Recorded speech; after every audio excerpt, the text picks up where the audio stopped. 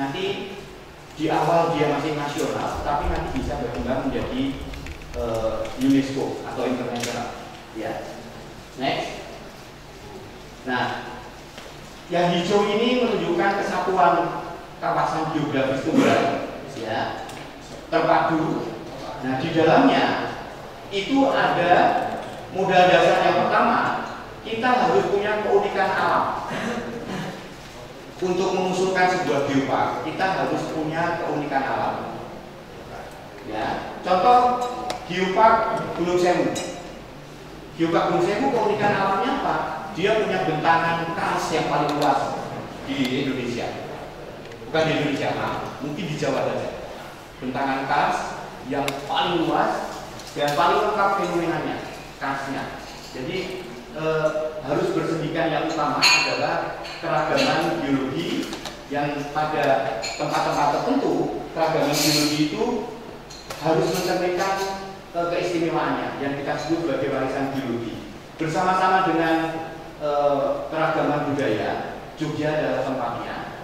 Kemudian keragaman hayati, kita punya foto, kita punya gunung elang di Merapi, kita punya tanaman-tanaman nudu dan sebagainya, maka kita punya keragaman hayati. Bersama-sama nanti kita akan memberdayakan atau mengolah, mengembangkan taman ini, ya. Taman ini menjadi sebuah taman bumi, geopark. Dan kuncinya adalah ya pelaksananya. Jadi kita semua yang ada di dalamnya. Kalau kita tidak peduli, ya berarti panggung yang sudah tersedia secara alam itu kita nggak bisa melakukan konser yang bagus. Jadi ibaratnya kita punya panggung yang bagus, tapi kalau tidak ada pemainnya, maka konsernya nggak akan jalan, maka tidak akan menghasilkan. Ya, jadi untuk melakukan konser geopark di sini itu elemen nomor 4 yang berperan. Ya, sehingga tujuan dari geopark ini apa? Tujuannya adalah konservasi. Dua saja tujuannya, konservasi dan pemberdayaan masyarakat. Nah, pemberdayaan di bidang apa? Pemberdayaan di bidang ekonomi dan pemberdayaan di bidang kapasitas. Tadi sudah dijelaskan atau disinggung oleh Mas Latif bahwa kebanyakan cerita tentang legenda, mitologi dan sebagainya itu terkait dengan bagaimana nenek moyang kita itu sebetulnya meningkatkan literasi kita dalam hal kedekatan dengan alam. Sehingga kalau kita ingin membangun geopark, saya kira kita bisa tetap berada di sana sambil meningkatkan dipakai untuk pemberdayaan masyarakat dalam keekonomian dan sosial. Ya, next. Nah, ini syarat-syaratnya. Modal dasar yang pertama, kita harus punya warisan geologi. Sumbu Imajiner itu warisan geologi. Tidak ada lorong seperti di Jogja itu di tempat lain di Jawa. Nanti saya tunjukkan. Jadi warisan geologi kita yang utama itu adalah Sumbu Imajiner, Merapi dan Parangtritis. Ada apa sih di Parangtritis? Apakah ada labuan itu menghubungkan cagar alam biosfer? Jadi kita punya warisan bumi yang berskala internasional, sehingga Jogja nanti di awal dia masih nasional, tapi nanti bisa berkembang menjadi UNESCO atau internasional. Ya, next. Nah, yang hijau ini menunjukkan kesatuan kawasan geografis tunggal, ya, terpadu. Nah, di dalamnya itu ada modal dasar yang pertama, kita harus punya keunikan alam. Untuk mengusulkan sebuah geopark, kita harus punya keunikan alam. Ya, contoh geopark Gunung Sewu. Geopark Gunung Sewu keunikan alamnya apa? Dia punya bentangan kars yang paling luas di Indonesia. Bukan di Indonesia, mungkin di Jawa saja. Bentangan kars yang paling luas dan paling lengkap fenomenanya, karsnya. Jadi harus bersendikan yang utama adalah keragaman biologi yang pada tempat-tempat tertentu keragaman biologi itu harus mencerminkan keistimewaannya yang kita sebut sebagai warisan biologi. Bersama-sama dengan keragaman budaya, Jogja adalah tempatnya. kemudian keragaman hayati, kita punya foto, kita punya gunung elang di Merapi, kita punya tanaman-tanaman nunggu dan sebagainya, maka kita punya keragaman hayati. Bersama-sama nanti kita akan memberdayakan atau mengolah, mengembangkan taman ini, ya. Taman ini menjadi sebuah taman bumi geopark. Dan kuncinya adalah ya pelaksananya. Jadi kita semua yang ada di dalamnya. Kalau kita tidak peduli, ya berarti panggung yang sudah tersedia secara alam itu kita nggak bisa melakukan konser yang bagus. Jadi ibaratnya kita punya panggung yang bagus, tapi kalau tidak ada pemainnya, maka konsernya nggak akan jalan, maka tidak akan menghasilkan. Ya, jadi untuk melakukan konser geopark di sini itu elemen nomor 4 yang berperan. Ya, sehingga tujuan dari geopark ini apa? Tujuannya adalah konservasi. Dua saja tujuannya, konservasi dan pemberdayaan masyarakat. Nah, pemberdayaan di bidang apa? Pemberdayaan di bidang ekonomi dan pemberdayaan di bidang kapasitas. Tadi sudah dijelaskan atau disinggung oleh Mas Latif bahwa kebanyakan cerita tentang legenda, mitologi dan sebagainya itu terkait dengan bagaimana nenek moyang kita itu sebetulnya meningkatkan literasi kita dalam hal kedekatan dengan alam. Sehingga kalau kita ingin membangun geopark, saya kira kita bisa tetap berada di sana sambil meningkatkan dipakai untuk pemberdayaan masyarakat dalam keekonomian dan sosial. Ya, next. Nah, ini syarat-syaratnya. Modal dasar yang pertama, kita harus punya warisan geologi. Sumbu Imajiner itu warisan geologi. Tidak ada lorong seperti di Jogja itu di tempat lain di Jawa. Nanti saya tunjukkan. Jadi warisan geologi kita yang utama itu adalah sumbu Imajiner, Merapi dan Parangtritis. Ada apa sih di Parangtritis? Apakah ada labuan itu menghubungkan Merapi dengan Parangtritis? Itu dalam aspek non benda atau mitologi. Tapi aspek fisiknya, pasir yang sampai ke Parangtritis itu berasal dari Merapi, sehingga ada ekosistem. Jogja terpuruk oleh material Merapi juga akhirnya membentuk yang disebut dataran Jogja. Karena kakinya Merapi itu bisa mulai dari tempat dia keluar. Jadi sekarang itu ada barang baru ini di Merapi, keluar sebagai lava, keluar sebagai krasal, sebagai kerikil, yang kemudian diangkut oleh sungai-sungai yang ada di sana, dan antara lain masuk ke Sungai Opak, dan kemudian diangkut oleh Sungai Opak, dikerjai oleh Samudra Selatan, dan kemudian dimunculkan sebagai sistem gunung pasir di Parangtritis. Sehingga itulah warisan geologi yang utama di Jogja. Oke, kemudian kita akan ada manajemen, sudah ada manajemennya. Kemudian nanti ada tanda-tanda. Mungkin sampai di sini itu belum banyak tanda-tandanya. Belum ada pelang-pelang di jalan yang warnanya coklat. Oke, belum ada. Kalau kita ke geopark Ijen atau apa itu sudah banyak pelang-pelang berwarna coklat. Karena itu menandai tempat-tempat wisata. Ya. Kemudian nanti kita harus membangun jaringan. Ya, next. Ini nilai keunikan geologi dari kawasan yang ada di Indonesia. Kita punya 10 ya, yang global tadi. Keunikan Gunung Batur ya kalderannya, keunikan Gunung Sewu kasnya, keunikan Pelabuhan Ratu dia ada batuan kerak samudra yang kuat. Keunikan Rinjani adalah kaldera Rinjani. Keunikan Toba dia super volcano. Ya. Keunikan Jogja apa nih nanti? Kalau kita tambahkan di sini keunikannya ya sumbu Imajiner. Ya, next.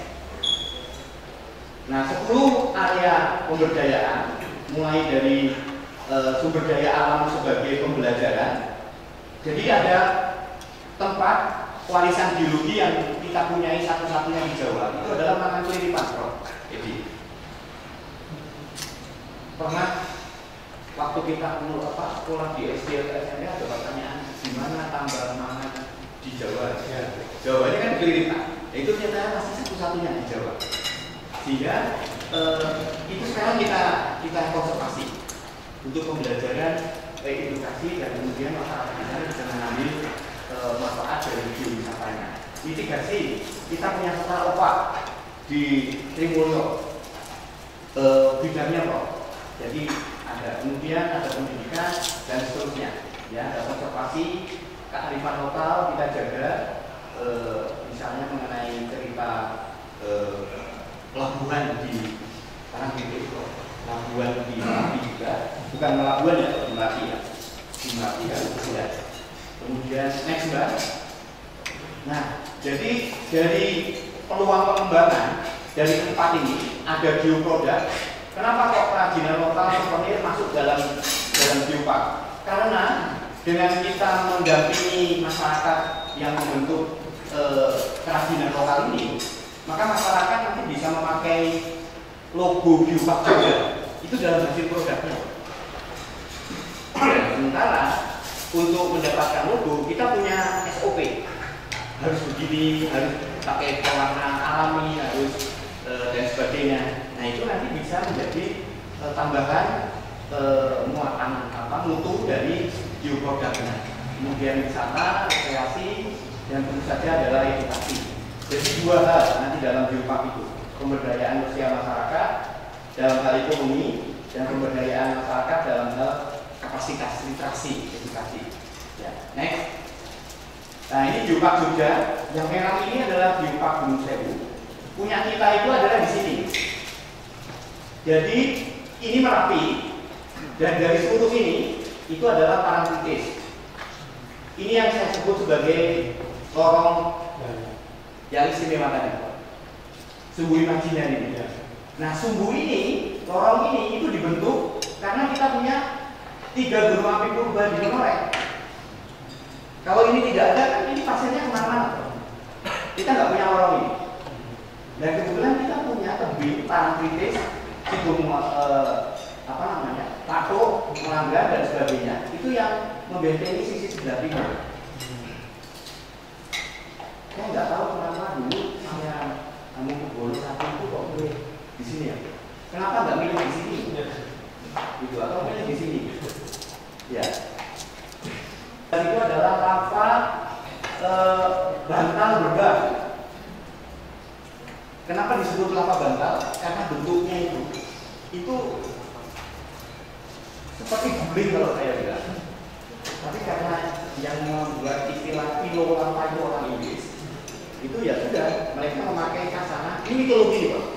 Jadi orang Inggris itu nggak punya kata bendahara guling itu nggak. Perbandaran guling itu dalam bahasa Inggris nggak ada. Dia hanya punya pilo, makanya disebut pilo lava. Tapi kalau kita ke sana, itu panjang-panjang loh. Lebih mirip guling. Jadi sebenarnya lava guling. Biar keren sedikit sama dengan kambing guling. Ya. Jadi ini lava bantal ini itu menandai bahwa lava itu adalah terbentuk di air. Jadi waktu itu keluarlah dia sebagai lava gunung api pertama di Jawa yang membentuk gunung api yang ada di dasar laut. Dan seterusnya. Jadi kita punya 11. Lalu kalau kita inventaris, ternyata kita punya umur yang berkesinambungan, mulai dari 40 juta tahun, 20 juta tahun, 10 juta tahun, dan 2 juta tahun. Jadi dengan kita mengunjungi tempat-tempat ini, kita sebetulnya sudah masuk ke lorong waktu pembentukan bumi Yogyakarta. Ya. Ini lagi keunggulan kita. Jadi kita punya sumbu imajiner ini, lalu semua bintang-bintang warisan geologi ini bisa bertutur, bisa bernarasi tentang sejarah bumi Jogja. Di sini, di 12 sini, itu Ambar Ketawa yang ada berkakak itu.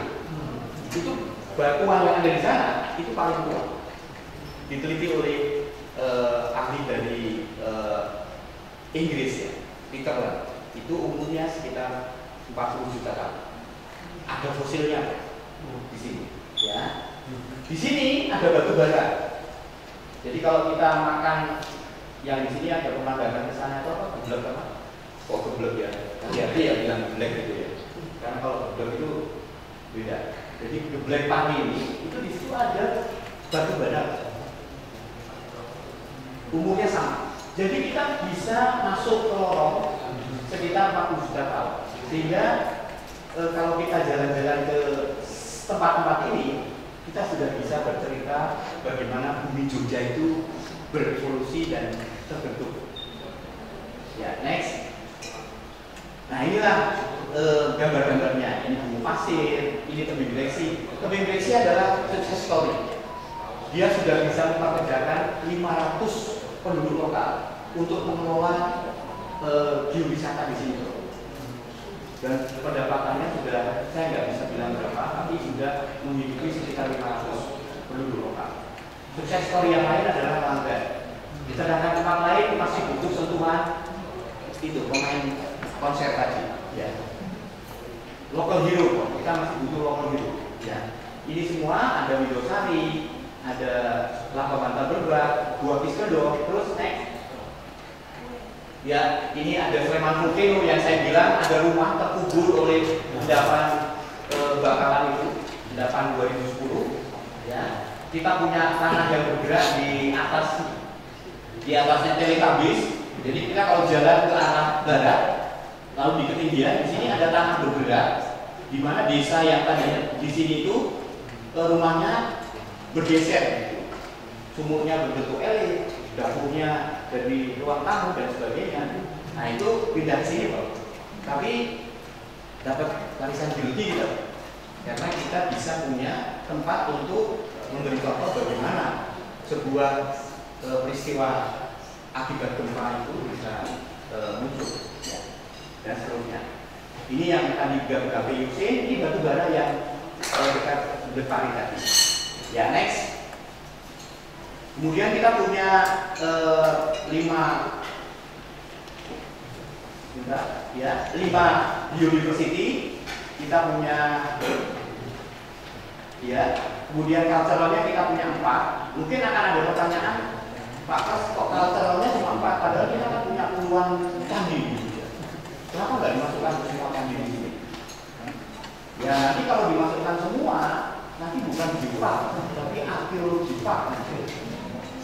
Ya, jadi kita pilih saja yang berhubungan dengan sumbu imajiner saja.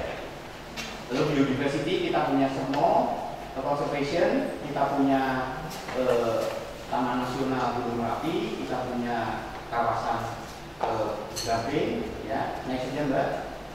Kemudian cultural juga kita pilihkan yang berhubungan dengan imajiner tadi, ya, filosofi itu di Kraton, Labuan Mangkusumo dan Labuan Merapi, ya, Pakualaman dan sebagainya. Jadi punya 4 saja, ya, next. Dan kemudian kita punya geotrail, ya. Jadi kalau kita membayangkan ada sebuah piknik, ada sebuah bagaimana kita ingin mengeksplor geopark Jogja, maka kita punya 3 jalur. Jalur umum itu mulai dari Merapi sampai ke Keliripan. Kemudian jalur kuning itu kita mulai dari Tebing Gleksi, terus ke masuk kota sampai ke Parangtritis. Dan jalur merah kita mulai dari Gunung Gamping sampai ke Keliripan. Ya, jadi 3 hari. Kalau kita menawarkan sebuah paket geotrail di dalam geopark Jogja, ya. Next. Nah inilah gambaran bagaimana wilayah Yogyakarta itu dia diapit oleh bekas gunung berapi yang sudah murba tidak aktif. Ini ada gunung Parangtritis, gunung Imogiri Sudimoro, ada gunung di Tebing Gleksi. Jadi ini deretan gunung diteliti oleh Profesor Subroto. Terlihat bahwa Jogja itu ya dibangun oleh gunung berapi murba dan gunung Merapi. Nah, kalau tidak ada Merapi, maka Jogja itu peluk karena di sini batu gamping. Ini daerah Sedayu ini, ya. Jadi kalau tidak ada Merapi, maka Jogja itu dulu peluk. Tapi karena muncul Merapi di sini sebagai penutup dari lorongnya ini, maka semua material Merapi menimbun Teluk Yogyakarta ini terus ditimbun sampai ke pantai selatan. Akhirnya kita punya daratan Jogja. Ya. Next. Nah ini ya, jadi kita punya daratan Jogja. Saya kira wilayah Geopark Jogja dibangun oleh warisan Gunung Api dan Gunung Merapi. Ya, jadi lengkap sekali kota Jogja itu dengan evolusi gunung berapi mulai dari zaman 20 juta tahun sampai sekarang. Ya, jadi kita ini hidup, lahir, ya itu tak udah kayak gunung berapi. Ya. Jadi itu yang menjadi apa ciri atau keunikan Geopark Jogja. Next. Oke, jadi dengan adanya tempat-tempat yang ada semua warisan biologinya di setiap satuan waktu. Ini satuan waktu ini.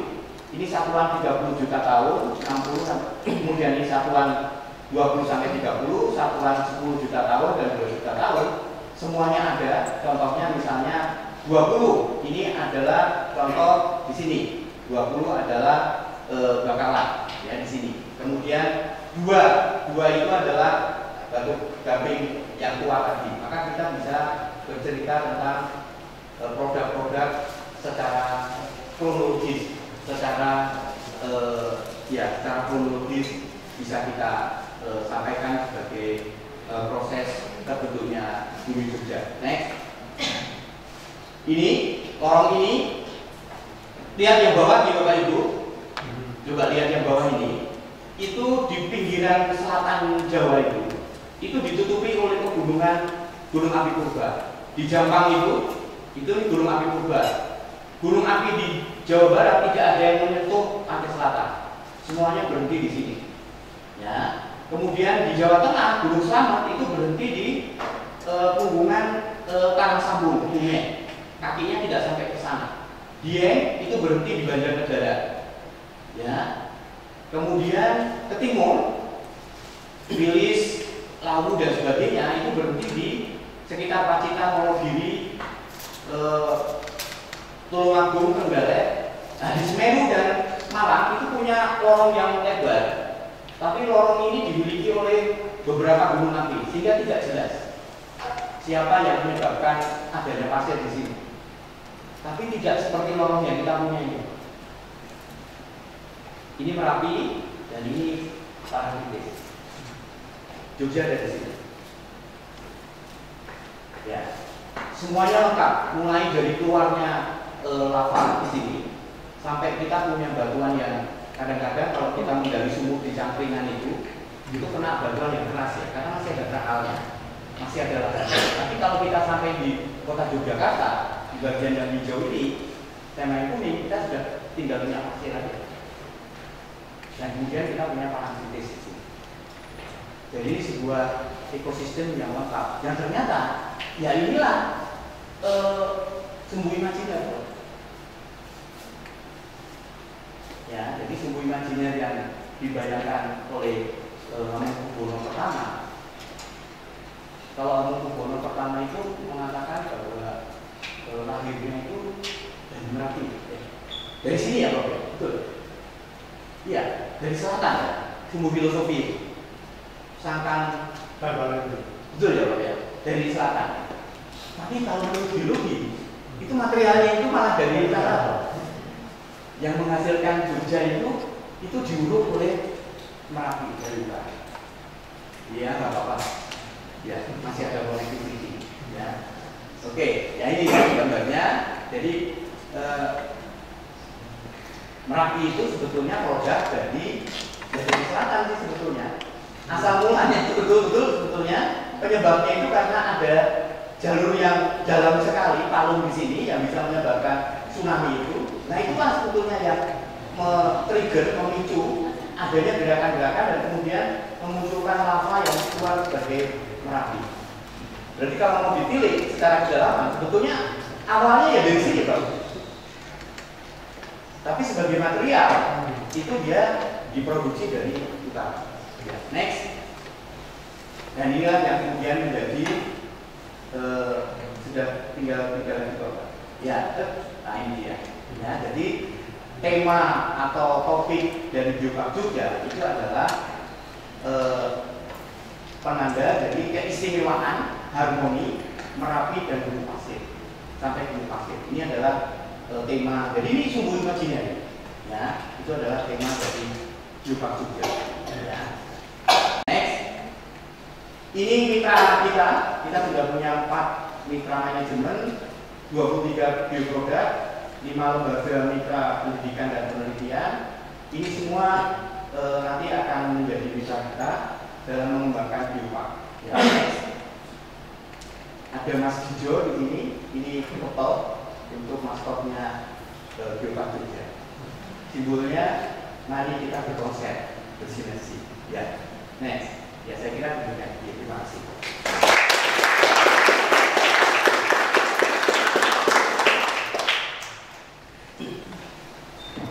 Wah, terima kasih kepada Bapak Pras untuk pemaparannya. Ini menarik sekali ya, karena ternyata ini bukan sekedar bumi yang kita pijak aja gitu. Saya tadi sedikit mengutip bahwa mitologi dan alam itu prinsip berkehidupan secara bersifat berfilsafat juga gitu. Sehingga pada akhirnya kita bisa tahu bahwa geometodologi itu bukan semata-mata ilmu bumi aja atau ilmu mitologi aja, tapi ada 2 muatan yang bisa kita dapatkan, yaitu muatan filosofis dan muatan kebumian gitu, dimana keduanya saling berkorelasi gitu. Nah, ini juga mengingatkan kita ya bagaimana itu juga 2 muatan itu diserap juga di karya sastra, baik itu karya sastra yang hari ini kita bisa baca di buku atau yang naskah-naskah lama gitu. Nah, untuk itu saya mempersilakan Mbak Ulan untuk memaparkan bagaimana muatan filosofis dan kebumian itu diserap di dalam karya sastra. Mbak Ulan, silakan. Assalamualaikum warahmatullahi wabarakatuh. Sebelumnya klarifikasi dulu, saya kok agak takut dengan sandalan filolog di sini, karena sebenarnya saya adalah pengolah arsip di Kawadanan Widya Budaya Keraton Jogja. Oke, saya mulai pemaparannya.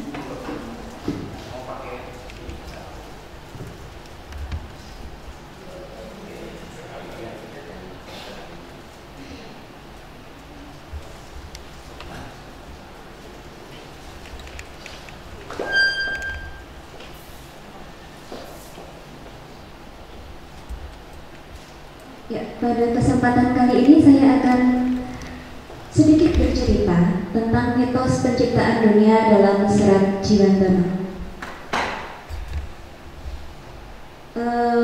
Karya sastra tentu sering menjadi sarana untuk menceritakan banyak hal. Seperti tadi kata Mas Latif, segalanya bisa diceritakan dalam sastra, termasuk proses penciptaan dunia. Nah, hal ini karena biasanya karya sastra itu menggambarkan kehidupan manusia atau peristiwa sebagai bukti bahwa seorang penulis, seorang pencerita itu hidup di tengah lingkungan yang dia ceritakan. Kemudian membentuk sebuah mitos. Nah, mitos ini merupakan suatu sistem khusus karena dibuat dari serangkaian rantai semiologis yang sudah ada sebelumnya. Jadi, oleh karena itu mitos boleh diartikan berbeda dari apa yang diceritakan, dari makna denotatifnya. Salah satu tujuan mitos, kalau tadi Mas Latif bilang sebagai mitigasi bencana, nah Serat Jiwandono ini bertujuan untuk legitimasi, yaitu untuk melanggengkan kekuasaan raja, bahwa raja memiliki kekuatan kosmis karena dia berasal dari dewa. Nah, Serat Jiwandono ini ditulis oleh Mas Ngabayan Mangunwijoyo pada tahun 1840 ketika dia masih menjadi mantri distrik di Bayat, Klaten. Kemudian diselesaikan pada tahun 1910 ketika dia sudah menjadi mantri niji di Radio Pustoko. Naskah ini berbentuk naskah cetak, dicetak oleh N.V. Budi Utomo pada tahun 1913 dengan ketebalan 114 halaman. sudah termasuk 2 halaman cover, 1 halaman judul, dan 1 manggala. Naskah ini sebenarnya ada 2 eksemplar. Yang pertama tersimpan di Perpustakaan Widyo Pustaka di Pura Pakualaman, dan 1 eksemplar terdapat di Yayasan Sastra Lestari. Selain itu, Perpustakaan Nasional juga punya naskah ini, tetapi sudah dalam bentuk tulisan Latin, yaitu hasil alih aksara dari Yayasan Sastra Lestari. Nah, serat ini menceritakan kisah Hyang Jiwandono yang turun ke dunia untuk menciptakan kerajaan. Kerajaan yang diciptakan Hyang Jiwandono disebut Garbo Sumondo, yang terbagi menjadi 3 bagian, yaitu Nayonapuro, Pranajapuro, dan Suraswapuro.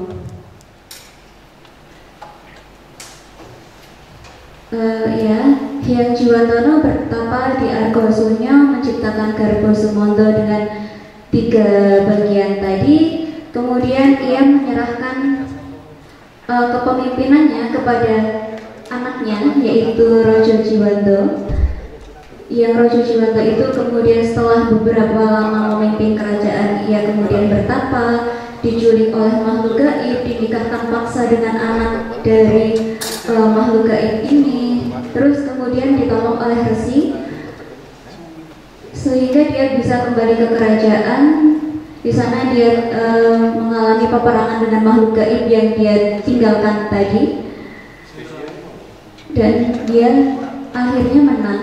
Akan tetapi kemenangan ini harus dibayar dengan hilangnya seluruh prajurit, seluruh kerajaan yang dia miliki, dan akhirnya dia memilih untuk moksa, kembali kepada ayahnya Hyang Jiwandono.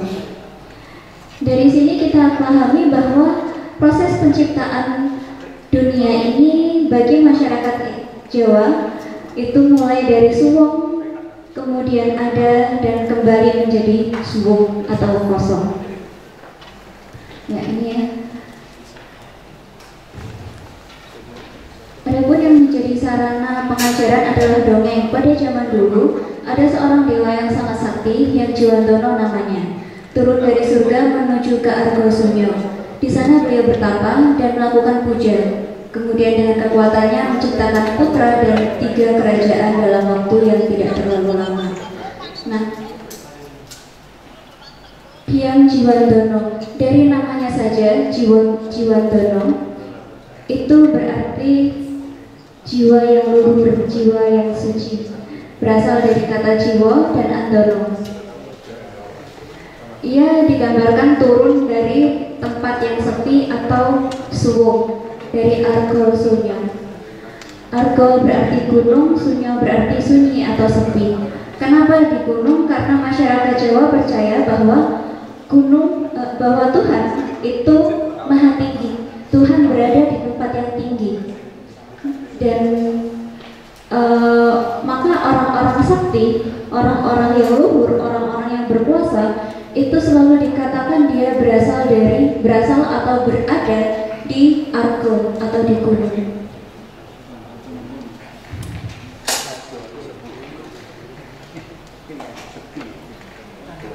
Nah, kemudian ada bersamaan dengan adanya negeri yang kusebut Garbo Sumondo, lengkap dengan isinya, yaitu 3 keraton. Pertama disebut Nayonapuri, kedua Pranajapuro, dan yang ketiga Keraton Suraswapuro. Isinya lengkap, tidak kurang apapun. Nah, Garbo Sumondo ini merupakan lambang dari asal usul kehidupan manusia. Garbo berarti gerbang, bisa juga diartikan sebagai rahim. Sedangkan Sumondo itu berasal dari kata sondo atau janji. Jadi Garbo Sumondo itu bisa kita artikan sebagai janji atau keterikatan manusia dengan Tuhan yang telah dituliskan sejak masih dalam rahim. Nah, Garbo Sumondo ini terbagi menjadi 3 bagian yang melambangkan kepemimpinan manusia atas 3 unsur, yaitu Nayonapuro. Nayono berarti mata, puro berarti kerajaan. Nayono puro berarti kerajaan mata, yang mengindikasikan bahwa manusia harus memimpin inderanya, seluruh inderanya, mulai dari mata dan semuanya. Kemudian ada pranojo puro. Pranojo berarti dada. Dada di sini bukan berarti literally dada, karena orang Jawa akan selalu mengatakan dipun penggalih. Itu bukan berarti hati literally hati, tapi juga dengan pikiran. Jadi kesinambungan antara perasaan dan pikiran. Pertimbangan manusia itu berada di Pranojo Puro. Kemudian kerajaan ketiga yaitu Suraswapuro. Itu merupakan kerajaan rasa. Rasa di sini berarti segala hal yang dirasakan oleh manusia, bisa kebahagiaan, kenikmatan, semuanya berada di Suraswapuro. Nah, pada kerajaan mata, jika aku ingin memeriksa semua permasalahan, tempatnya di Nayono Puro. Ini berarti bahwa ketika kita ingin memeriksa sesuatu, segala permasalahan harus kita lihat dulu. Kita harus punya buktinya dulu. Harus kita lihat, harus apa yang kita dengar, apa yang kita raba, itu di Nayono Puro. Ini tentang bukti-bukti yang bisa kita indra. Kemudian, jika aku ingin mengatur pemerintahan kerajaan, letaknya di Pranojo Puro. Yang seperti yang tadi saya katakan, penggalih atau dada atau hati itu adalah tentang pertimbangan, di mana setiap keputusan, setiap tindakan itu tidak hanya menggunakan perasaan atau intuisi saja, tetapi dipertimbangkan dengan pikiran dan logika, gitu. Kemudian di Suraswapuro, jika aku ingin hal-hal untuk memperindah kerajaan dengan cara menghias keraton, tempatnya di Suraswapuro. Nah, Suraswapuro atau rasa itu adalah tempatnya keindahan, tempatnya rasa manusia. Dan ketiga ini berada di Garbo Sumondo, terikat pada takdir manusia. Dari paparan singkat tadi, kita dapat memahami bahwa Sarajiwandono menciptakan dunia dari kekosongan, kemudian menjadi ada, kembali menjadi kekosongan. Dari Hyang Jiwandono pada Suwung tadi, kemudian ke Argo Sunyo, ke tempat yang suci, yang tinggi, kemudian menjadi ada Jiwanto, Raja Jiwanto anaknya. Jiwanto sendiri berasal dari kata jiwa dan ondo yang berarti raga, jiwa raga, yang artinya dia adalah manusia. Kemudian ada juga Garbo Sumondo atau takdir tadi. Kemudian dari Garbo Sumondo terbagi menjadi 3 bagian, Nayono Puro atau mata, terus ada Pranojo Puro atau dada dan pikiran yang selaras. Kemudian ada juga Suraswapuro yang berarti rasa. Dari sini kita paham bahwa manusia tidak hanya terikat pada takdirnya, tetapi juga berkuasa atas indranya, atas pikirannya, dan juga atas perasaannya. Nah, dari cerita ini kita paham bahwa proses penciptaan dunia yang diceritakan dalam karya sastra tidak hanya tentang penciptaan itu sendiri, tetapi ada makna lain, yaitu tentang kehidupan manusia itu sendiri. Penggambaran tentang kehidupan manusia, tanggung jawab manusia atas dirinya, atas pikirannya, atas perasaannya. begitu. Sepertinya cukup sampai di sini. Terima kasih atas perhatiannya. Assalamualaikum warahmatullahi wabarakatuh.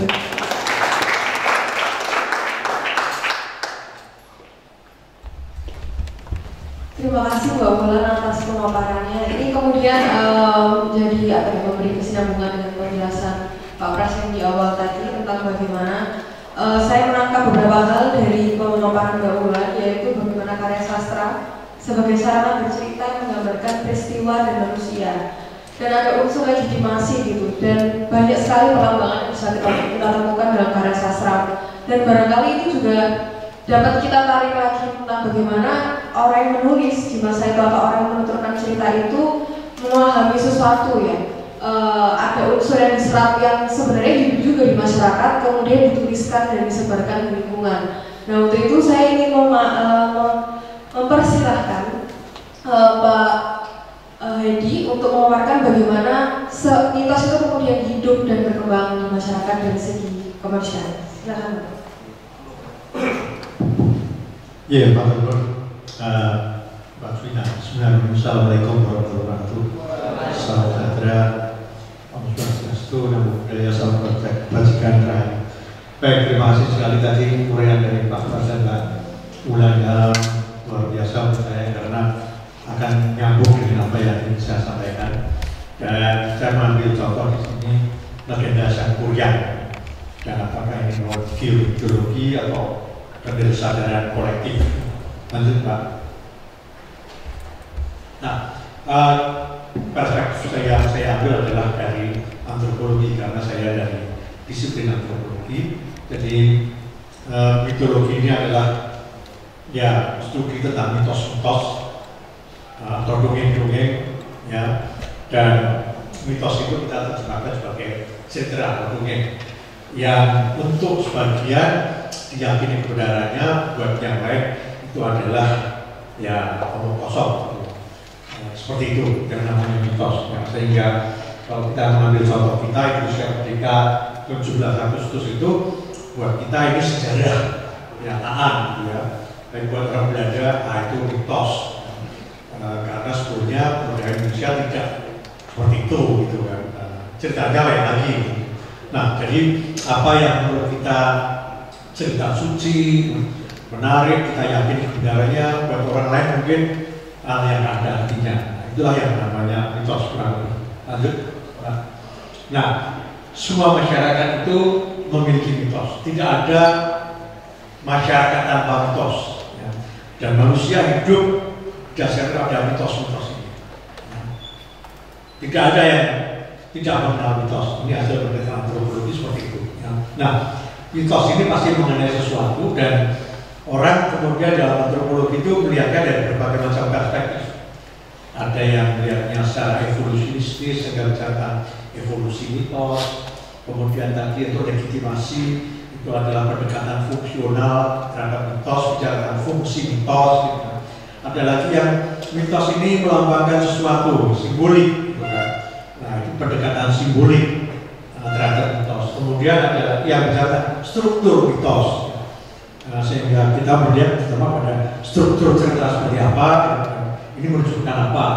Dan ada yang menganggapnya mitos itu seperti sejarah, ya, cerita tentang masa lampau yang konkret gitu ya.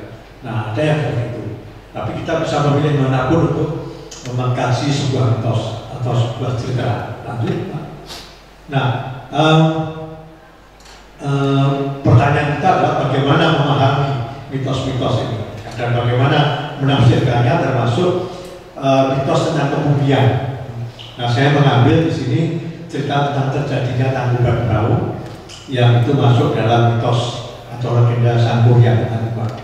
Ya, jadi ini gunungnya, ya, dan orang melihat gunung ini seperti berarti ada. Tadi seperti perahu tertelungkup kan, karena itu namanya kemudian tangkuban perahu tertelungkup itu. Nah, rupanya ini kemudian melahirkan cerita yang kita sebut sebagai legenda Sang Kuryang, dan karena kita tahu beberapa versinya ya. Lanjut Mbak. Kemudian ada juga Gunung Burangrang yang juga disebutkan dalam mitos Sang Kuryang ya. Nah, kita tahu nanti seperti apa ceritanya. Lanjut, Mas. Kalau kita pernah mendengar kisah Sang Kuryang, ya, ini ada Dewa Dewi berbuat salah di dunia sana, kemudian berubah menjadi hewan. Yang satu dewanya menjadi tumang, anjing, ya, namanya tumang. Kemudian yang satu jadi bintang, namanya Wayunghyang. Nah, kemudian ada Raja Sunda namanya Sugeng Berpanggara, bisa berburu, kemudian beliau buang air, kan? Nah, ini kena daun keladi. Kita tahu daun keladi itu kan apa ya, airnya tidak meresap, tidak hilang, tapi seperti di atas minyak itu. Nah, ini kemudian diminum oleh babi hutan tadi. Nah, buat yang belum kenal legendanya kira-kira begitu ya. Nah, kemudian babinya hamil. Wayunghyang tadi yang sebetulnya seorang dewi tadi hamil melahirkan seorang bayi yang namanya Dayang Sumbi. Nah, menurut kisahnya Dayang Sumbi kemudian sakit kelamin, entah karena apa, ya, kemudian mengasingkan diri dan kemudian dia menenun di sana. Alat tenunnya jatuh dan kemudian dia mengatakan karena dia malas turun, ya, kalau laki-laki yang mengambilkan akan saya jadikan suami, kalau perempuan akan jadi saudara, kan? Nah, ternyata yang mengambilkan adalah anjing tumang itu, ya kan? Dia mengambilkan alat tenun. Tumang adalah penjualan dewa, ya kan? Dan kemudian dalam tidurnya Dayang Sumbi ini bermimpi berhubungan dengan tumang ini yang sebenarnya wujudnya sudah menjadi dewa, ya, kapan, ya, dan melahirkan laki-laki namanya Sang Kuryang. Ya. Lanjut. Nah, inilah Dayang Sumbi versi film, ya. Nah, ini Pak Sutana, ya. Jadi kalau Dayang Sumbi ini masih yang pria-pria tertarik semua. Ya, luar biasa. Ada filmnya. Nanti saya tunjukkan. Oke, tapi ini imajinasi sutradara film, ya, Mas, ya. Kita bisa punya imajinasi sendiri mengenai Dayang Sumbi. Lanjut. Nah, Dayang Sumbi kemudian ingin makan hati rusa. Nah, Sang Kuryang anaknya disuruh berburu. Kemudian Sang Tumang ini ketemu babi hutan, Wayunghyang tadi, ya kan? Tapi kemudian tahu Tumang ini, loh ini kan dewi, ya kan? Jelmaan dewi, dia nggak akan memburu babi ini. Nah, kemudian Sang Kuryang marah, ya, kemudian takut-takuti dengan panah. Tumang ini ternyata meleset, ya kan? Panahnya kena tumang mati, bingunglah dia kan, ini aja hatinya diambil aja, hatinya tumang, ya kan? Dibawa ke dunia, bilangnya hati rusa, ya kan? Nah, hati dimasak oleh Dayang Sumbi, baru tahu kemudian Dayang Sumbi bahwa itu adalah hatinya tumang. Dayang Sumbi marah, dipukullah kepala Sang Kuryang, ya kan? Tak, gitu kan, buka. Nah, kemudian Sang Kuryang meninggal, mengubah dan belajar macam-macam ilmu sehingga dia menjadi sakti. Kemudian dalam perjalanannya dia ketemu kembali dengan Dayang Sumbi.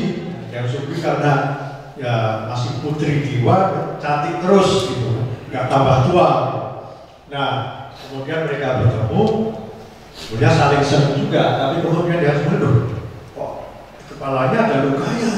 Ini anak saya. Kan? Wah, padahal Sang Kuryang sudah ingin menikahi Dayang Sumbi, sudah terpikat, ya. Gimana cara mencegahnya? Ya. Nah, Dayang Sumbi mengajukan syarat, boleh kita menikah, tapi tolong buatkan danau, ya kan? Dan ada perahunya, nanti kita bisa ya bertamasya di situ, ya kan? Sebagai suami istri, ya kan? Dalam satu malam aja. Nah, disanggupi oleh Sang Kuryang. Ya. Kemudian buatlah ya, dengan bantuan makhluk halus yang disebut Kuryang. Ya, saya menangkap sebenarnya Kuryang ini bukan Kuryang itu. Oke, lanjut. Nah, ini gambar-gambarnya di komik, ya kan? Ada Sang Kuryang mengarahkan panahnya pada anjing tumang dan kemudian dia buat kapal dengan bantuan makhluk halus. Ya. Dan ini dalam komik kan, serta anak-anak nggak ada. Lanjut. Nah, danau dan perahu hampir selesai, Dayang Sumbi mulai khawatir kan, wah ini nggak selesai, harus menikah beneran nih. Ya. Nah, kemudian dia bentangkan kayak putih buah yang ini, dan kemudian memukul lesung. Nah, Kira Fajar sudah tiba oleh Kuryang sehingga Kuryang kemudian pergi, tapi perahu belum jadi. Nah, sang Kuryang marah karena ini rupanya ulahnya Dayak Sumbi, perahunya ditendang, ya. Jadilah Gunung Tangkuban Perahu. Nah, bekas pohon untuk perahu ini namanya kemudian Bukit Tunggul, dan kemudian tempat menangkan kain itu kemudian disebut Bukit Bungrang, dan bekas telaga itu menjadi kota Bandung yang sekarang berubah gitu. Nah, inilah cerita mengenai Sang Kuryang secara pendek ya. Pertanyaannya, bagaimana ya kita memahami mitos seperti ini, dongeng seperti ini, ya kan? Kok ada cerita begini nih? Ini kan kisah terjadinya Tangkuban Perahu, kan? Bungrang dan Bukit Tunggul, kan? Fenomena geologis. Gitu. Nah, bagaimana antropologi atau ilmu sosial budaya memandang cerita ini? Lanjut, Pak. Nah, ini gambar di komik ya. Kita lihat ekspresi Sang Kuryang, dan ini tentu saja imajinasi dari pembuat komiknya ya. Lanjut. Nah, kalau kita melihat kisah Sang Kuryang, ternyata sudah dibutuhkan lama. Ada sejak zaman Belanda, ada zaman Orde Lama. Kalau kita kenal era Akusasih di masa lampau ya, nah ini sudah tahu. Ini lukisannya era Akusasih yang tanah itu. Kemudian ada buku yang lebih baru. Jadi kisah Sang Kuryang ini sangat populer ya, Jawa Barat ya, dan juga saya kira mungkin sudah di seluruh Indonesia, saya tidak tahu ya. Tapi ini cerita yang sangat populer di Jawa. Lanjut. Nah, ada beberapa komik, kemudian ada menjadi ya mungkin sinetron, kemudian ada menjadi teater ya, seni pertunjukan. Jadi kisah ini sudah dipentaskan ya, menjadi beberapa macam karya seni ya. Ada komik ya, ada kemudian sinetron mungkin, kemudian ada drama. Lanjut lagi Pak. Nah, ini yang sangat terkenal ya, ini tentang Tangkuban Perahu di film Jadul Susana gitu ya. Jadi kalau Mas dan Pak melihat dulu pernah ada film Sang Kuryang ya, Susana yang main ya. Dan tentu saja diambil bagian-bagian yang dianggap menarik, kisah romantis antara Sang Kuryang dengan Dayak Sumbi kan gitu ya. Walaupun sebetulnya kita bisa melihatnya dalam konteks yang lebih luas.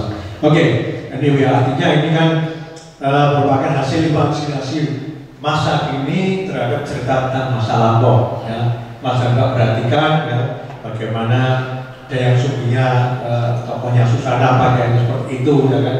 Kemudian posternya ya, Dayak Sumbi dengan pose seperti itu ya kan. Jadi ini sudah dengan imajinasi yang baru dari pembuat karya seni yang baru. Jadi diambil seni romantisnya, segi romantisnya dan seksual ya, dari mitos tersebut. Tentu saja ini sutradara atau pembuat filmnya. Lanjut. Nah, mitos ini ketika saya membaca ini, kemudian saya teringat Rojograng. Mungkin pernah mendengar ya Rojograng ya, Candi Sewu itu ya. Bagaimana ada juga di sana persampahannya ya. Padahal ini adalah upaya memenuhi syarat pernikahan ya, yang digagalkan oleh pihak perempuan. Kalau di Sang Kuryang itu Dayak Sumbi, kalau di Prambanan itu Rojograng, ya kan?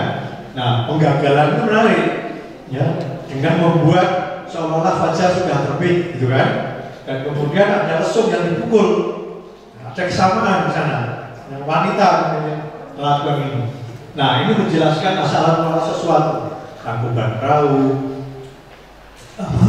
Candi Prambanan, atau kompleks Candi Prambanan itu. Nah, Sang Kuryang kemudian membunuh ayah sehingga gagal menikahi ibu. Ya. Larangan incest ini sebetulnya.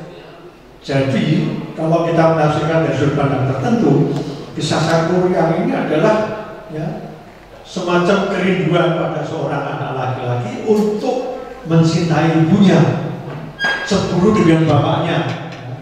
Nah, anak laki-laki dengan ibunya ini terlarang. Kalau ini terjadi namanya incest, ya kan? Nah, pada Bandung Bondowoso juga terjadi.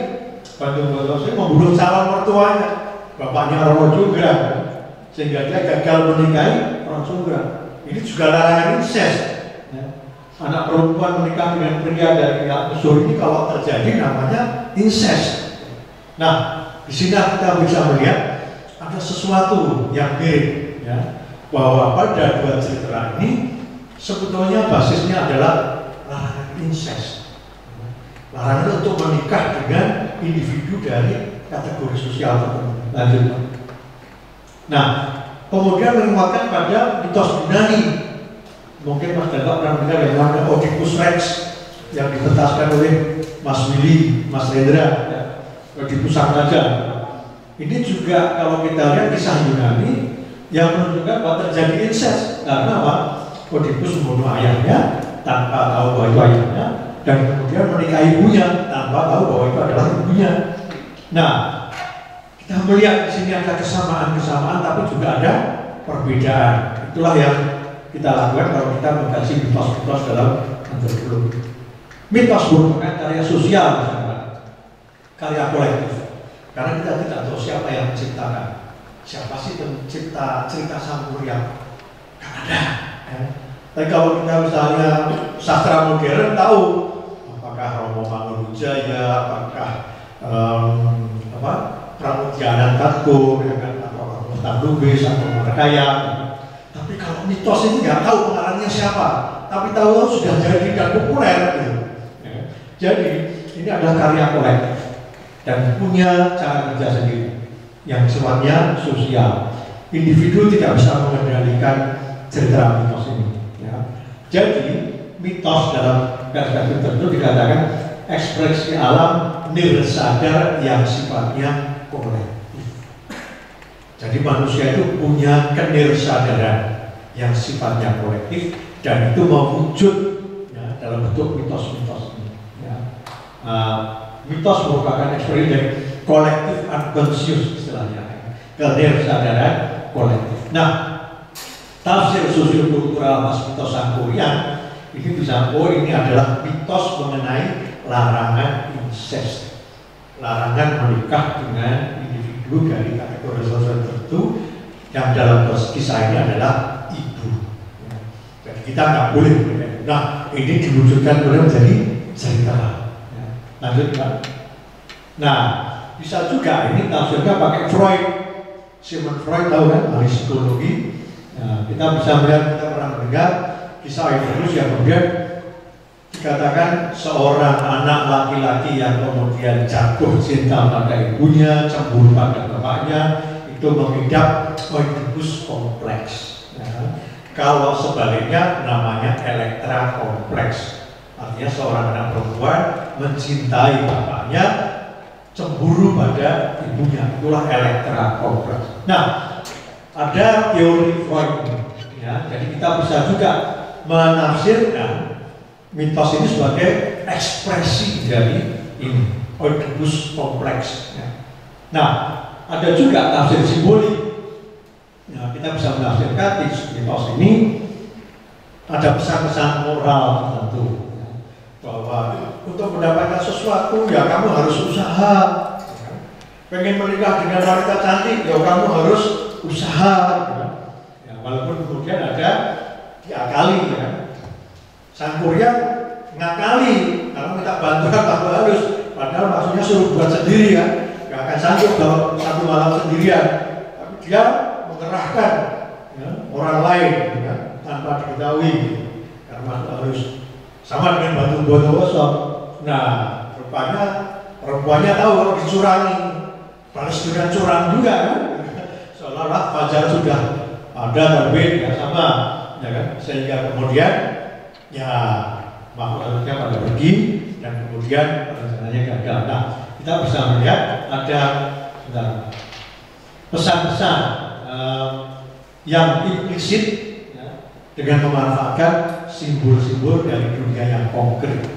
Ya. Nah, di situ ada pesan-pesan moral, ya, ada keinginan bawah sadar yang sifatnya kolektif, yang tidak bisa dinyatakan terang-terangan, sehingga kemudian memunculkan yang namanya cerita. Nah, simbol-simbol dari dunia konkret ini termasuk gunung, ya, matahari, kemudian pohon-pohon, gunakan untuk menyampaikan pesan-pesan ini ya. Dan karena sifatnya lisan bisa menggunakan berbagai macam versi. Karena itu dalam perspektif ini mitos tidak selalu merupakan rekaman peristiwa sejarah, tapi bisa juga merupakan rekaman peristiwa sejarah yang katanya tidak mungkin peristiwa geologi yang sehingga menjadi geobiologi. Nah, intinya kita bisa melihat mitos dari berbagai macam perspektif dan kemudian kita bisa menangkap ada apa dengan masyarakat pencipta mitos ini. Ya. Saya kira itu yang bisa saya sampaikan. Terima kasih, mudah-mudahan ada manfaatnya. Assalamualaikum. Terima kasih Pak Hadi atas pemaparannya. Wah, ini kita udah menangkap beberapa ilmu tentang bagaimana geometologi dibedah dari perspektif geologi, sastra, dan maupun antropologi.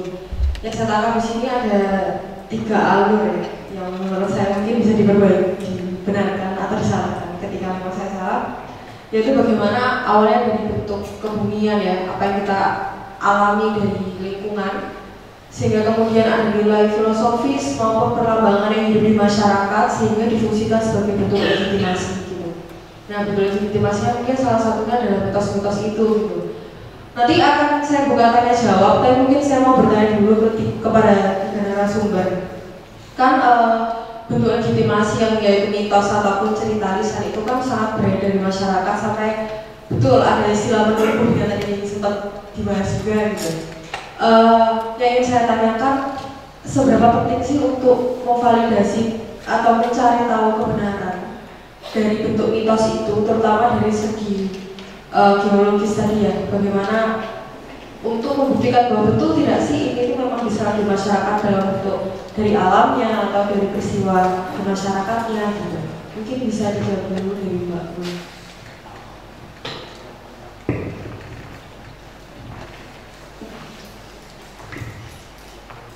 Ya, jadi fungsi dari mitos untuk dibedah gitu ya, itu menurut saya sangat penting ya, karena bagaimana ya, kehidupan kita kan selalu berkembang dan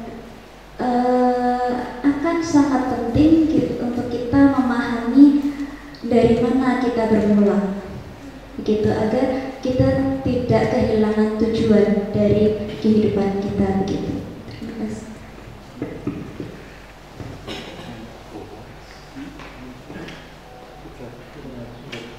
Ya. Baik, ya sebetulnya kalau mau melihat pertanyaan Mbak mengasumsikan bahwa mitos itu merekam suatu peristiwa konkret kan gitu. Ya. Kalau kita mau melihat bagaimana sebetulnya ya mungkin mau tidak mau harus pakai sejarah, ya baik sejarah geologi maupun sejarah dari sastranya. Apakah karya sastra yang dibahas Pak Ulang tadi, tentu saja pendekatannya filologi, ya kan? Kapan sastra itu muncul kan gitu? Ya. Kalau mitos kemudian kapan kira-kira mitos ini mulai dikenal? Karena kemudian mitos itu sulit diketahui sejarahnya, ya, karena kita tidak tahu munculnya. Tapi mungkin kita bisa mencoba cari tahu more or less ya, kurang lebihnya kapan mulai dikenal cerita ini kan gitu. Ya. Nah dari situlah kemudian kita bisa menghubungkan dengan peristiwa aktual tertentu, geologi tertentu kan gitu. Nah ini tentu saja pendekatannya historis Pak, yang bisa yang lain. Karena asumsi pertanyaannya memang bahwa mitos mungkin sudah mencerminkan sesuatu yang konkret, merekam sesuatu yang konkret kan gitu. Saya kira itu Pak saya. Monggo Mas. Baik, jadi kalau dari yang tadi saya sampaikan itu tentang sumbu imajiner ya, Mbak Frida. Jadi sumbu imajiner itu kalau Prof. Edi tadi menyampaikan bahwa mitos itu sangat sulit dilacak siapa pencetusnya ataupun kalau sumbu imajiner kelihatannya lebih agak jelas ya bahwa penggagasnya adalah HB pertama gitu kan. Bahwa HB pertama itu menggagas sumbu itu, padahal sumbu itu secara fisik kan berjarak sekitar 60 km ya. Jadi kelihatannya diambil sisi filosofisnya gitu. Jadi dimuati dengan muatan filosofis yang mencoba memahami begitu bahwa oh di sana ada gunung, ada panas, di sini ada air dan seterusnya begitu. Kemudian muncullah pengertian makrokosmos dan sebagainya. Gitu. Kalau misalnya tidak ada pengetahuan geologi, mungkin sumbu imajiner itu ya hanya berhenti di tataran konseptual filosofi seperti itu. Gitu. Tapi rupanya garis yang menghubungkan Merapi dengan pantai selatan itu ternyata secara real itu terjadi ada hubungan. Itu terbukti bahwa pasir di Parangtritis itu warnanya hitam. Itu udah oleh orang yang sangat awam itu tahu bahwa pasirnya itu bukan dari Batu Gamping Wonosari atau dari mana, itu jelas dari gunung yang paling dekat, dalam hal ini adalah Merapi. Oh rupanya konektivitas itu ada gitu secara real. Nah, kalau awam melihatnya hanya sebatas oh pasir itu memang dari Merapi, tetapi dalam kedalaman pengertian keilmuan ternyata itu sudah dijelaskan. Merapi itu merupakan tiap dari material, kemudian material itu ada yang krakal, kerikil, dan sebagainya di bawah dan sebagainya. Jadi saya kira untuk sumbu imajiner penjelasan sebagai mitos dan sebagai sisi bahwa dia itu mengawal sebuah konsep filosofis dan konsep geologi itu ternyata bersamaan menurut saya. Berparalel gitu. Jadi sangat asik sebetulnya menjelaskan Geopark Jogja itu. Gitu. Karena ternyata secara konsep juga hidup sebagai keraton Jogja. Gitu. Dan secara alamiah dia hidup sebagai sistem gunung pasir dan Merapi. Saya kira itu. Asik sudah pokoknya Geopark Jogja. Baik, terima kasih kepada narasumber sudah menjawab pertanyaan. Mungkin saya buka tanya jawab. Barangkali ada yang mau bertanya dari teman-teman audiens di depan.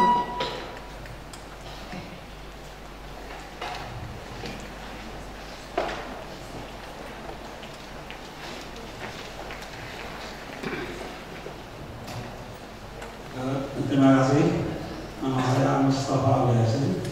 Ini dalam agenda Kerajaan Mataram itu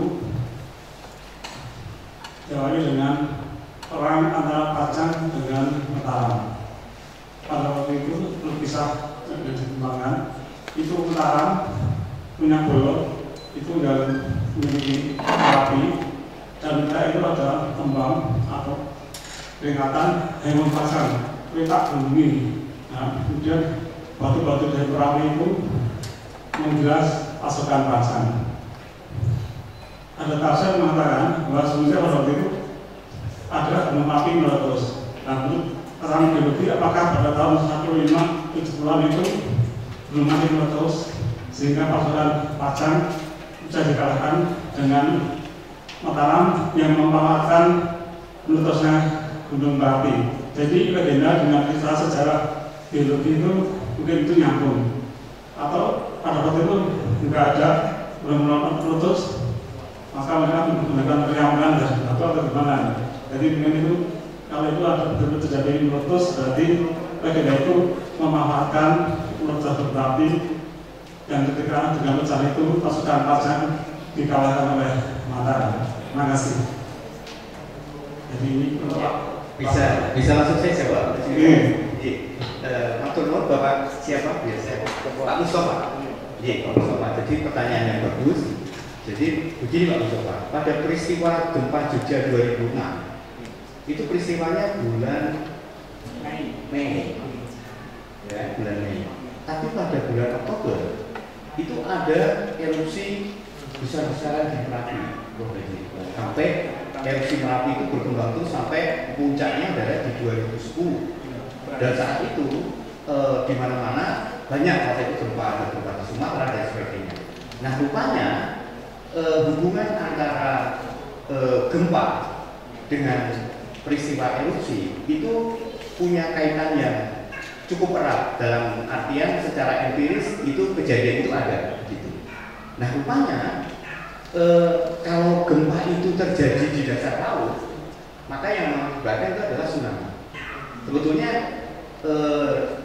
di 2006 itu ada tsunami juga di Jawa, tapi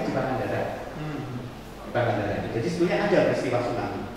Nah, peneliti dari LIPI tadi saya disinggung oleh Pak Latif, kemudian itu juga rekan saya sendiri, Pak Eko Yulianto, beliau peneliti dari BRIN, itu mempunyai data bahwa pada sekitar 400 tahun yang lalu itu terjadi tsunami yang besar sekali, karena data paleo atau tsunami purba itu diperkirakan lebih besar dari kejadian gempa Jogja. Jadi waktu itu memang ada tsunami besar. Nah, terlepas dari ada tidaknya peristiwa letusan Merapi tadi ya Pak Mustafa, tapi kalau kita kaitkan dengan dinamika bahwa kalau ada gempa itu akan juga mengganggu botol Coca-Cola-nya Merapi. Jadi seolah-olah kalau ada gempa itu kalau kita madu-madu botol Coca-Cola itu kan muncrat gitu loh. Nah itu batas-batas tertentu ada ya Pak Mustafa. Jadi kita boleh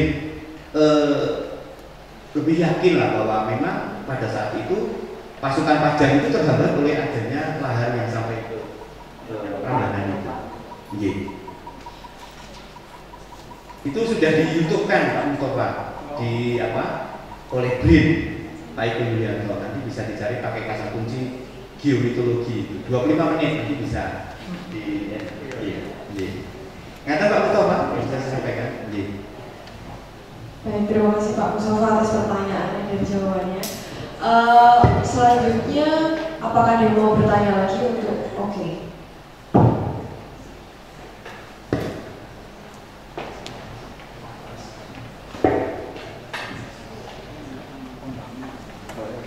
Terima kasih kepada Mbak moderator. Ingin menanyakan, mungkin agak melenceng ya ke pertanyaan, tapi yang ingin saya tanyakan ini, menurut legenda kan Gunung Kidul, ini ke Gunung Kidul dikit Pak ya, bahwasanya Gunung Kidul itu dulunya adalah dasar lautan katanya, tapi kok di wilayah teritorial Jogja sendiri kok yang paling kering gitu.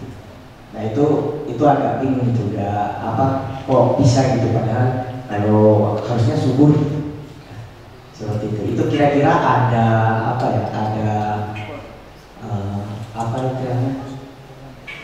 ada apa sih kok bisa paling kering? Yang kering itu Jogja atau Gunung Kidul. Oh, Gunung Kidul kering. Kok bisa kering gitu? Padahal dulu katanya dasar lautan gitu.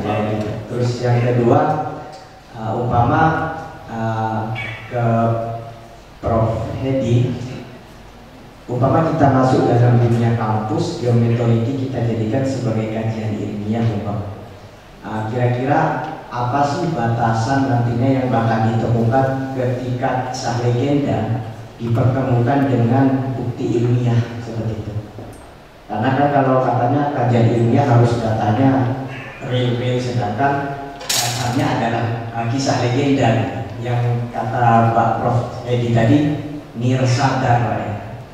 Nah, seperti itu. Oke, mungkin itu.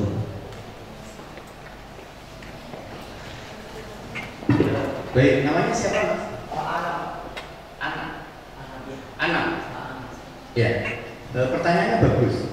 Jadi kenapa Gunung Kidul itu kering? Padahal dulu dasar laut ya. Betul sekali. Itu statement yang saya kira menyenangkan buat saya. Artinya panjenengan paham bahwa batu gamping yang ada di Gunung Kidul sampai ke Pacitan itu dulu di kedalaman 50 meter di dasar laut. Ya. Lalu kemudian karena dia didorong oleh lempeng Indo-Australia yang mendesak Pulau Jawa, lalu kemudian batu gamping yang tadinya di dasar laut itu kemudian dia menjadi Wonosari yang sekarang. Ya. Nah, perlu diketahui batu gamping itu terdiri dari unsur yang kalau pakai istilah elemen kimia itu mengandung CaCO3, ya, kalsium karbonat.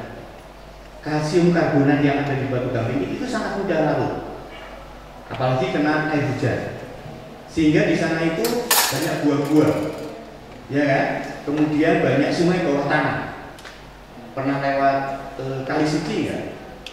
Belum ya? Kapan-kapan Kali Suci atau Pindul itu sebetulnya itu sungai bawah tanah.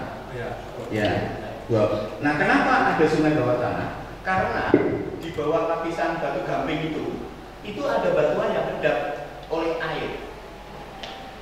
Sehingga ketika air hujan menimpa batu gamping yang ada di permukaan, lalu batuan itu larut, jadi airnya tidak berhenti di batu gamping, tapi ketahan oleh lapisan yang kedap di bawahnya. Sehingga kita banyak ketemu air di bawah. Kalau mau bukti bahwa Wonosari itu tidak kering, Anda pergi ke Pantai Baron. Di sana ada mata air, sumber air yang keluar dari tubuh batu gamping itu berupa air yang keluar begitu, mata air itu terbesar di Jawa, itu sampai 20.000 liter per detik gitu. Karena semua yang ditampung di atas keluar ke situ, yang tadi kemudian turun ke bawah itu, karena ada lubang-lubang pelarutan itu keluarnya di situ. Sehingga sebetulnya Wonosari itu kalau kita punya metode untuk mengambil air itu banyak airnya. Contohnya di Gua Bribin, ya Mas Anam, jadi ada kata kunci di Gua Bribin, Pantai Baron, ya kan. Terus kemudian silakan nanti ke sana. Itu Gua Bribin itu dibantu oleh Jerman, diambil airnya pada kedalaman 100 berapa meter begitu. Lalu ditarik ke atas, gravitasi, baru kemudian dialiri. Jadi nggak kering sebetulnya Mas Anam. Cuma memang di permukaannya kering gitu ya. Nah, Jogja tidak kering karena Jogja berpasir. Ya, tanahnya porus menyimpan. Jadi kita gali sumur 10 meter aja udah keluar air. Gitu ya. Nah, gitu. Jadi itu yang menyebabkan seolah-olah menurut pandangan kita di permukaan itu kering, tapi sebenarnya tidak. Nah, kalau batu gamping yang di Wonosari itu berada di ketinggian, tadi saya kasih contoh Gua apa tadi yang di Pulau Progo tadi, Gua Kiskendul ya, itu kan juga batu gamping itu. Dia di ketinggian 700 meter. Bawahnya itu adalah batuan gunung api yang kedap air. Jika waktu air hujan melewati batu gamping itu, keluarlah air muda. Sumber air muda yang sering dipakai untuk baisakan. Jadi di sana itu banyak air terjun. Ya. Jadi itu seolah-olah batu gamping Wonosari, tapi kita angkat ketinggian 700 meter. Nah, Wonosari kok nggak gitu Mas? Ya karena Wonosari di bawah. Di bawah. Jadi embernya itu, kalau saya bilang embernya itu adalah batu gampingnya itu, reservoir atau aquifernya itu kalau di Wonosari di bawah. Jadi kita harus ngebor 100 meter, ketemu yang kedap air di bawah itu, lalu kalau yang di Kiskendul itu, ini ada di atas. Jadi seolah-olah akibatnya sudah di atas. Ya, kapan-kapan jalan-jalan ke sana, Bulu Gajah kan, itu banyak air terjun, tidak kering sepanjang tahun, karena dia sudah menyimpan air batu gampingnya itu. Ya. Makin menarik ya di Pak Jogja ya. Makasih Mas atas pertanyaannya. Jadi kalau di dunia perguruan tinggi, terutama kalau di Fakultas Ilmu Budaya, di sastra dan di antropologi, ya mitos-mitos begini kemudian bisa dilihat dari berbagai macam perspektif tadi. Kemudian kalau kita tertarik pada apakah ini merupakan rekaman betul-betul dari peristiwa yang terjadi di masa lampau, nah kita akan itu mencoba mengaitkannya dengan peristiwa geologi tentu saja. Ya. Tapi kita tahu bahwa mitos ini ketika jadi cerita, dia punya dalam tanda petik mekanismenya sendiri. Ketika sudah jadi cerita itu kemudian bisa diolah jadi macam-macam Mas. Ya. Karena dia kan simbol-simbol yang bisa dipetik-petik, kemudian digabungkan lagi jadi cerita baru. Nah, biasanya kemudian kita melakukan studi perbandingan Mas. Itulah mengapa tadi saya mengajak kemudian ini mirip dengan cerita apa? Oh ternyata mirip dengan Rojobran, ya kan? Oh ternyata mirip dengan cerita Oedipus di Eropa, gitu kan? Nah seperti itu sebetulnya kalau sehingga kita bisa melihat oh ternyata ketidaksadaran kolektif ini bisa muncul di mana-mana sederhana, tetapi ketika muncul keluar sarana yang dipakai untuk mengekspresikannya bisa lain-lain gitu. Ya, bisa lewat cerita tentang Gunung Tangkuban Perahu, bisa lewat cerita tentang candi, ya, bisa menjadi cerita yang lain lagi. Tapi kita bisa melihat ada bawah sadar yang kurang lebih sama secara kolektif, kira-kira begitu. Sehingga kita bisa melihat kesamaan-kesamaan pada diri kita sebagai manusia antara satu dengan yang lain, ya, dan bagaimana manusia itu memanfaatkan simbol-simbol tadi, dan peristiwa-peristiwa konkret tadi menjadi sesuatu cerita. Karena kalau kita ingat teorinya Levi-Strauss itu, masyarakat sederhana itu menggunakan sarana-sarana konkret untuk menyampaikan hal yang abstrak. Masyarakat sederhana itu tidak mengenal rumus A plus B kali A min B, A kuadrat, B kuadrat, enggak kenal itu. Ya, jadi mereka menggunakan sarana-sarana konkret untuk menyampaikan gagasan mereka. Jadilah yang namanya mitos-mitos begitu.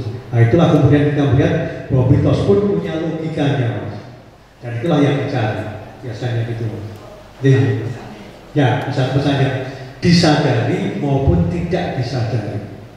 Karena kita bisa, oh ini pesan moralnya begini, tapi ada kemudian yang lebih implisit. Ya, yang itu juga bisa diketahui dengan menganalisis mitos-mitos tadi. Seperti larangan incest tadi itu sangat implisit. Banyak orang nggak tahu bahwa ternyata cerita Sang Kuryang itu adalah tentang larangan incest.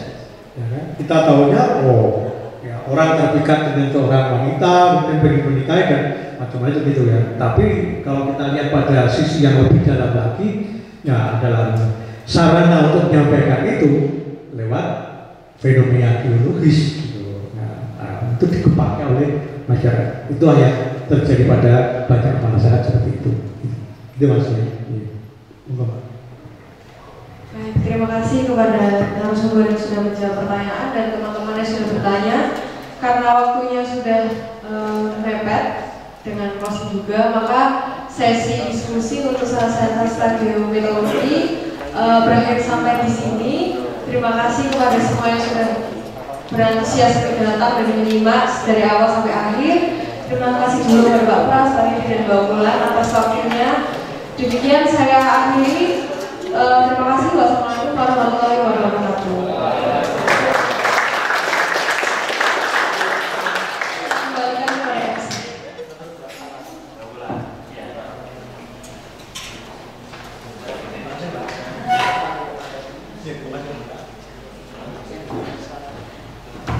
Baik, tepuk tangan sekali lagi untuk ketiga narasumber kita dan teman-teman kita. Terima kasih kepada Profesor Dr. Hedi Sri Ahimsa Putra, lalu Dr. Insinyur Carlos Prasetyadi dan Wulan Cahya Anggraini, juga kepada moderator kita Juwita Wardah. Baik, sebelum kita menutup acara pada sore ini, teman-teman kita bisa berfoto bersama di depan. Tapi mungkin yang pertama kepada narasumber, maaf, narasumber dan moderator juga dengan Mas Latif gitu ya.